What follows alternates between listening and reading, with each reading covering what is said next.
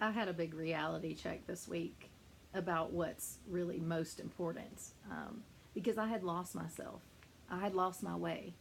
And that's a pretty scary, kind of desperate place to be in. And you may relate to that. Maybe you felt that way before too. Because you see, we've all got these places of struggle within us, and it's the place where we believe a lie. And when something happens, an event happens, usually, it triggers that lie in us, the lie that we believe at the core of us. That and when that event happens, we go into fear mode, and when we go into fear mode, we disconnect.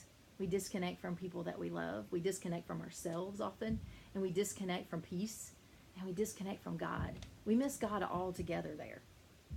And my core lie in the struggle, in that place of struggle, is this: that God isn't for me, that He's for everybody else, that He's going to bless everybody else, but I'm not going to have what I want and what I need.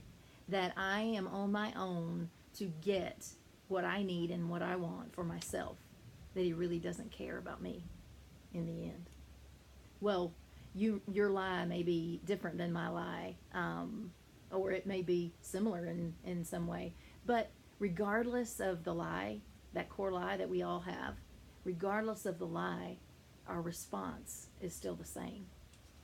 And it's we do this. We turn inward, and we turn to the craving, and we begin to have that inward desire and want to have to do anything that we can to feed that craving and do whatever it takes to pursue whatever we are convinced is going to make us happy or is going to fill that ache in our hearts.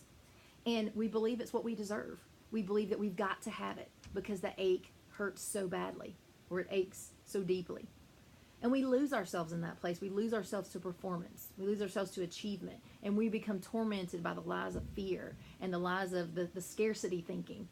And then we're swallowed up by that. And we become, we step into that reality. Everything that we see is about that, and it's reinforced. And we just can't see anything else. And then no matter what we do, no matter what we get, no matter what we have, it's never enough. And there's no joy in that. There's no peace in that. There's no, we are not connected to other people in that. We miss God altogether. And we just convince ourselves that that's what we've got to do.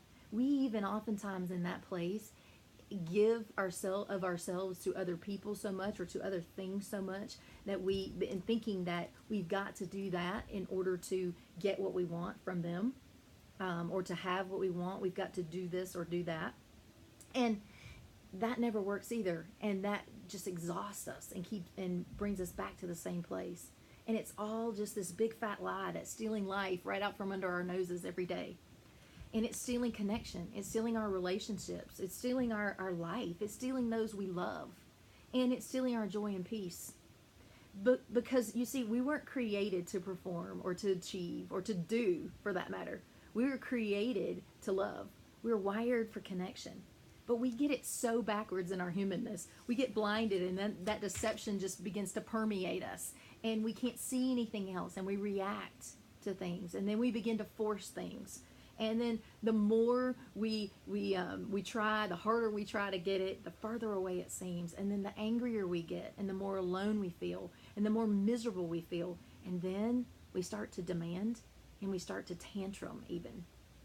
And then we punish ourselves. We punish other people that love us most, until we finally, at some point, have to hit bottom. And you see, this week I hit bottom.